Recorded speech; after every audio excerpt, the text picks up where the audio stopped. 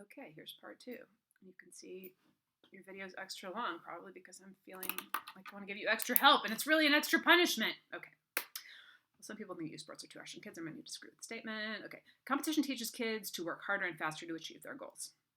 If they are taught this from a young age, it can be translated into different aspects of their lives besides sports, like schooling. This gives the suggestion that young athletes are able to do better in school because they've been trained to learn things in a short amount of time. Oh, interesting. Whereas those who are not in competitive sports struggle to keep up. Many adults use these ideas to argue the fast-paced environment of youth sports creates is beneficial for them instead of being too stressful. Also, youth sports not only teaches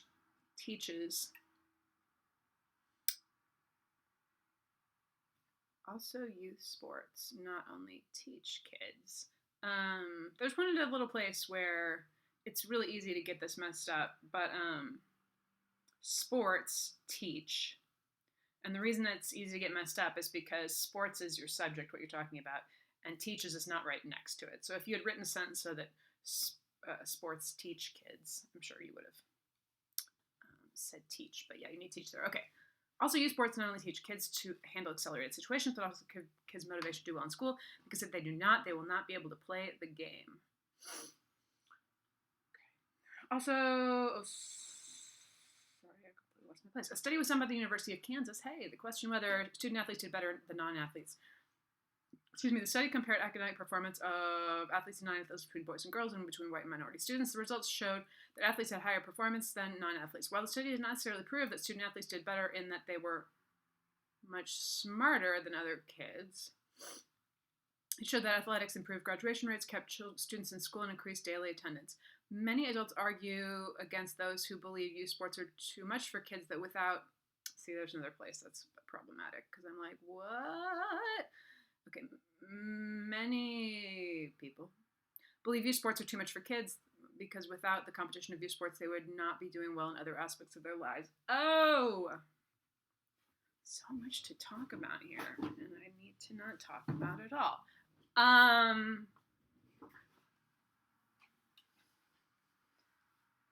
Okay, so competition. Just a few things I'm going to say, like argument-wise in here. Maybe I'll focus on that. The idea that you can be trained to learn things faster. Like, I'm not really so sure about that as an educator. I would suggest, I mean, from my definition, I would say you're more likely to learn faster if you're able to use examples and learning methods that are really suited to you. And sometimes in classrooms, you just can't do that because everybody can't be standing up on their desks and screaming or whatever it is you need to do. And also, if you have a strong sense of community that you are working with and a mentor who's really well suited to you or knows how to really adapt to you. I don't know. I mean, maybe I'm just saying that's an arguable point that you could be trained to learn things faster. Okay. So, see, I'm not really talking about the writing here. We're just talking about the argument in this page. Because the writing is pretty solid. I will, question a little bit more. So the argument that athletes, being an athlete improved graduation rates, kept students in school longer, and increased daily attendance.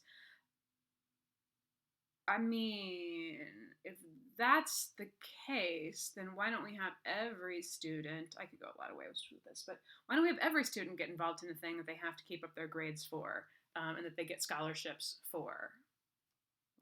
Couldn't we do that? Or let's see, how else would I approach this?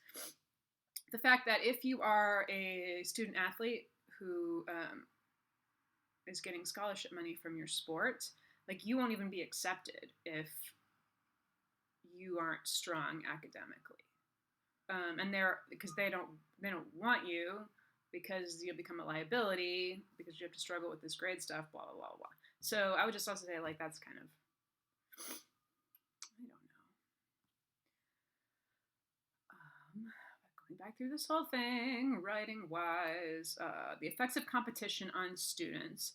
I would just argument-wise, like, open it up. Like, some people feel like it's really good and pushes people to feel more competitive and to be in that kind of environment. Some people don't, but definitely some people do. And if I were writing this, I would also throw in that, like, correlation is not causation, which is one of my favorite things to say in the world. That, although I have no reason to think that the study from the University of Kansas, a fine institution, has any flaws at all, I would say still that it's very, very hard to pick out, like, okay, the kind of person who wants to play college athletics is just different than the kind of person who wants to try going to college. And, like, is it the being an athlete that affects them, or is it, like, a million other things? Anyway, okay. Another reason that many believe that youth sports should continue. You're anxious about your transitions. You're definitely anxious about your transitions. Another reason that many believe youth sports should continue to push their kids harder is because of the physical and mental benefits. The good news about feeling awkward about your transitions is that you're about to never deal with English teachers again. So as long as your transitions are clear, probably no one's going to care anymore. I mean, maybe. Okay, a New Zealand study conducted in 2006 suggested that participating in physical exercise before and during puberty helps reach peak bone mass, enabling them to develop stronger muscles and bones that will be the foundation for future growth. Oh, great. That's not good for me. It is important that kids are in good physical health because if they develop the habit of working out and staying active, it will translate into their adult life and they will be much healthier. Okay, this is going along fine so far. I'm just going to stop and say, if they develop the habit of working out and staying active, it may translate. When you pull back a little bit, you have a really strong position. If you say it will translate, I'm like, well, I mean, it didn't for my uncle who played football and he injured himself and then he blah, blah, blah, you know, but it may would be a better way to make your argument. Many argue that even though some athletes face injuries through the constant conditioning, living a healthy lifestyle with injuries is a lot better than being in bad health and obese. Fair statement, but, like, those aren't the only choices. Hey. Go back to the fallacies that we did, and this is why we did them. That is a false. I lost my place again. That is an either-or fallacy. Well, do you want them to be fat and never do anything, or do you want them to be healthy and injured? Right. I'm not criticizing you for this. I'm just saying you're presenting the arguments, and that's totally cool. Being a part of a team is important for children because it increases the value of themselves, and they feel like they're part of something that is important to lots of different people. This is essential feeling for kids because having a high self-esteem can make them feel a lot happier and more confident, increase their mental health. Although many athletes do end up burning out while they're in sports, many people can agree they develop great living habits and emotional skills that will take them through their life that they would not have without competitive youth sports. All true, although I would add as a person who didn't find that, I mean, being on a team made me feel less valuable and that I couldn't be a part of something that was important to some people because I wasn't naturally good at it, and I don't know, I didn't feel like anybody really was interested in, well, I wasn't interested in being better at it. Okay, both sides of the argument have strong reasons as to why youth sports are too harsh or not. While I agree that competition can be fun for kids, I believe that the way youth sports treat the athletes in their games is too intense for the adolescents. Okay, little point here that is helpful, maybe. When you're talking about adolescents, the people, it sounds exactly the same. Adolescents. But adolescents, the people, are ENTS, or has the T in it. I may have gotten that wrong. And when you're talking about the period of time in someone's life, it's this one with the CE, which I feel like would be a real hard thing to figure out unless I stopped and mentioned it, so that's why I would mention it. As someone who was a young athlete, I've seen firsthand what being pushed too hard in a sport can do to a young person. I was a gymnast and dancer all my life and practiced for 12 to 15 hours a week. Oh my God. In the beginning, I really enjoyed the challenge of it until I first my major surgery, a broken ankle. My coaches knew that I had to be out for a period of time, but during my recovery, still pushed me to try new skills and to try to make myself recover quicker than I was supposed to. This resulted in me spraining my ankle 5 more times after the initial injury. Oh, ow.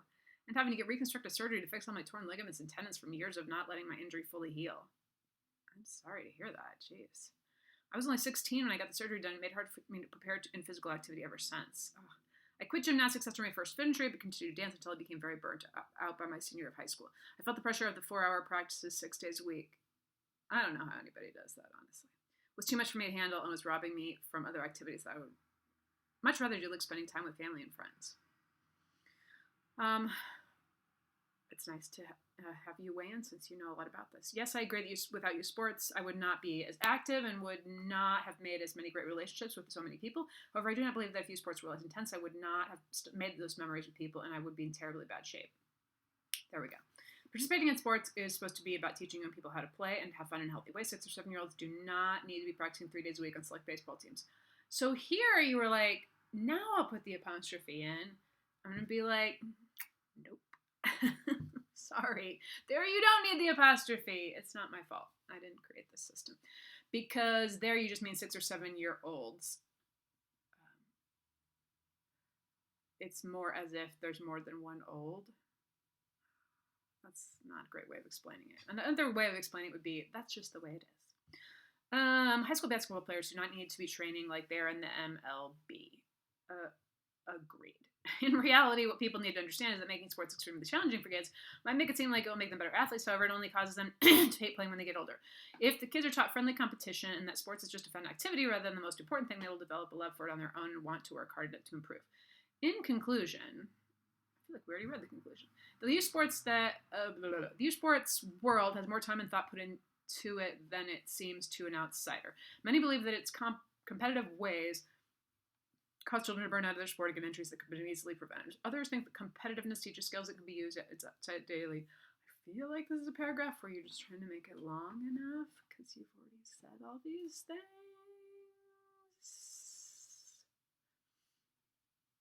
So, yeah, I would...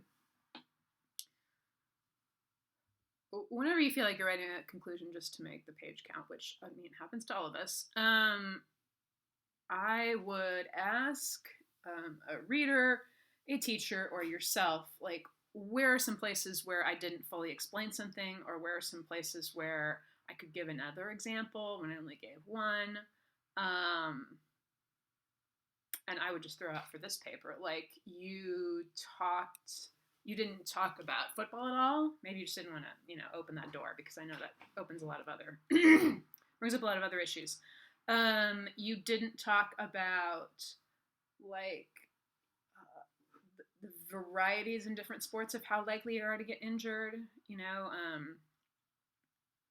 don't feel like people talk about having real terrible injuries from doing long-distance running in school. Maybe they do. But, some activities are definitely more, swimming maybe, some activities are definitely more dangerous than others as far as that's concerned. What was the other thing I was thinking? There was one thing I was thinking that you didn't talk about that surprised me. Oh, you didn't talk at all about, and you don't have to talk about this, but you didn't talk at all about parents pushing their kids because they think they'll get scholarships, or parents pushing their kids because they think they will turn pro. And that's just something that jumps out at me, as I've taught many, many, many, many, many, many, many, many, many high school boys who told me they were going to play in the NBA, and they were, say, 5'4", and they were 17. And I was like, no. Yeah. So that is an area I was just surprised you didn't talk about, but you don't have to. Okay, hopefully you will find some of this helpful, and hopefully I didn't drone on too long and go off on too many tangents. Have a good day.